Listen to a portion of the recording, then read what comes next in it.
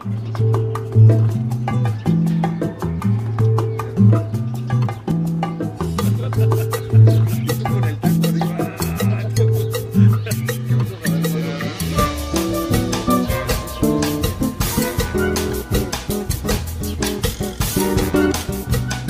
regresamos con ustedes, queridos amigos. Vamos a seguir enriqueciéndonos y conociendo todas estas situaciones de la ciudad de Guanajuato, enriquecedoras, que nos hacen, nos dan la idea de este patrimonio tan interesante que tenemos nosotros, y que cuando yo digo patrimonio mundial, hasta se me enchina el cuero, porque la verdad es que de ser parte de un patrimonio mundial es de un valor excepcional, y con las pláticas que tenemos nosotros ahorita, pues creo que lo vamos a ir entendiendo.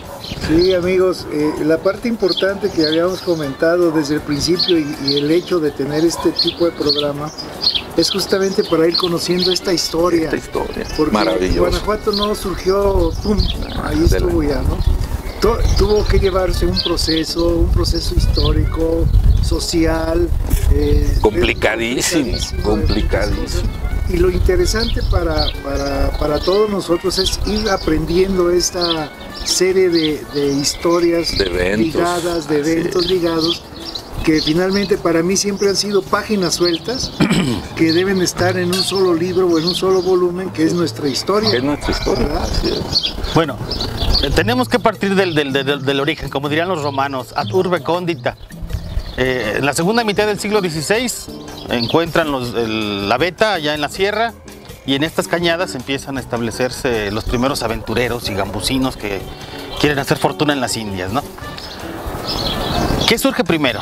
La población con gente que vive ahí en unidades dispersas, o las haciendas de beneficiar metales.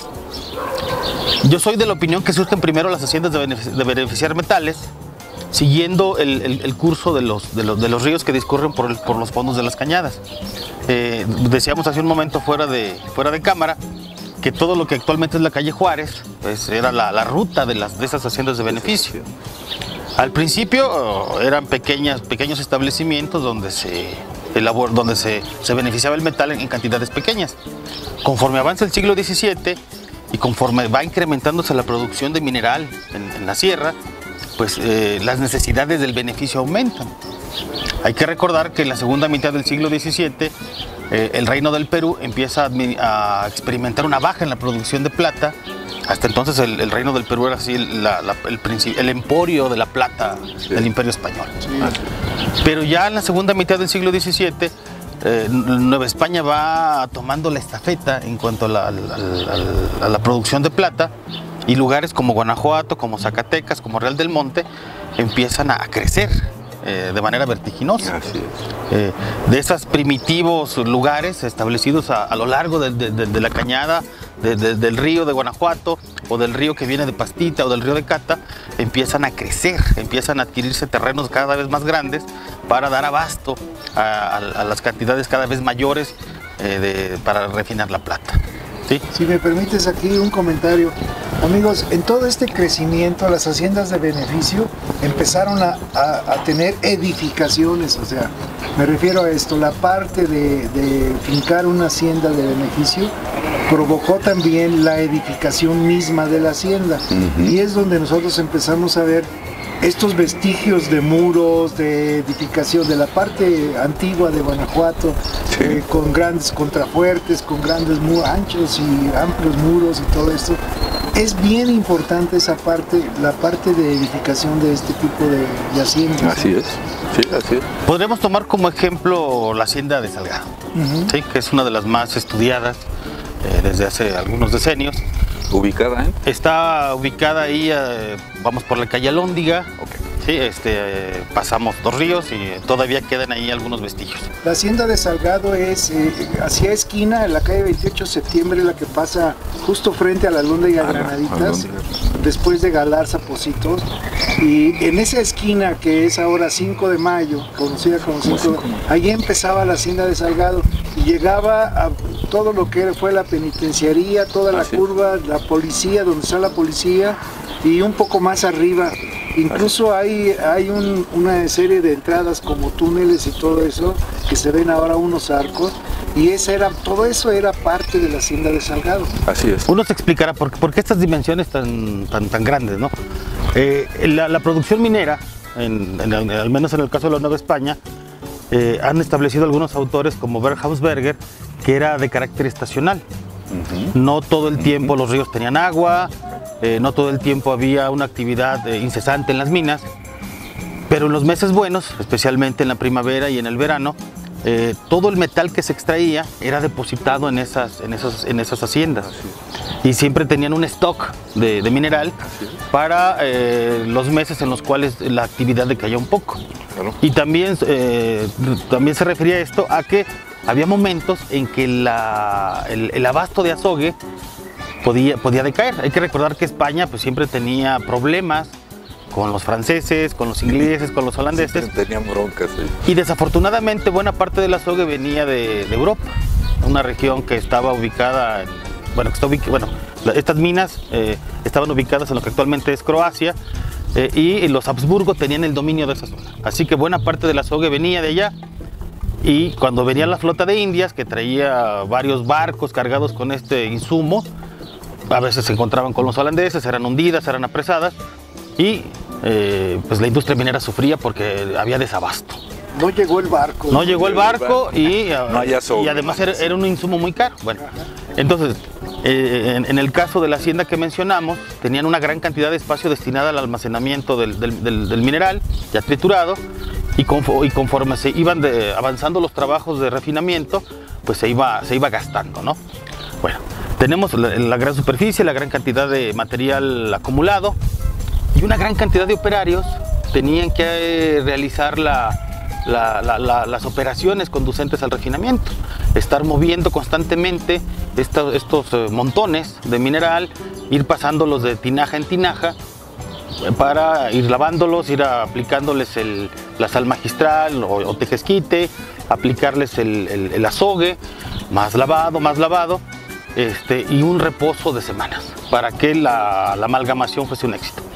Y uno se pregunta, bueno, está la hacienda, pero ¿qué hay alrededor de la hacienda de beneficio? Bueno, conforme avanza el siglo XVII y entramos al siglo XVIII, buena parte de los operarios mineros se van mudando a vivir en las inmediaciones de la hacienda y van formando lo que se llaman las cuadrillas. Las cuadrillas famosas. Estas cuadrillas van a ser el origen de los barrios, ¿sí?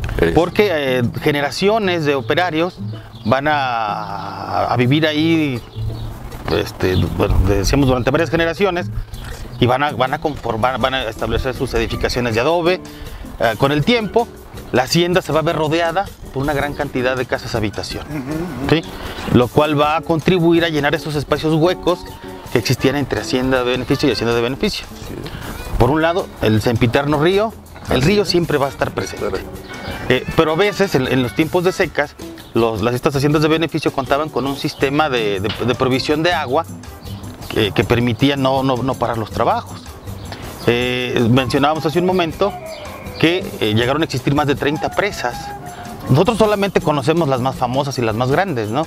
La de La Hoya, la de Rocha, la de los Pozuelos, pero existían otros embalses menores que eran construidos en la ladera de los cerros, las cañadas, y en las cañadas, para aprovechar y canalizar esa agua para impedir que se detuviese el trabajo del beneficio. Para cada hacienda, ¿no? Y prácticamente cada hacienda tenía su propio sistema de provisión de agua, incluso en lugares que se nos antojan hoy en día un poquito aventurados e inaccesibles. Sí. Alguien hace un tiempo me mencionaba que existía un embalse en la parte de lo que actualmente es el Mercado Hidalgo y el estacionamiento.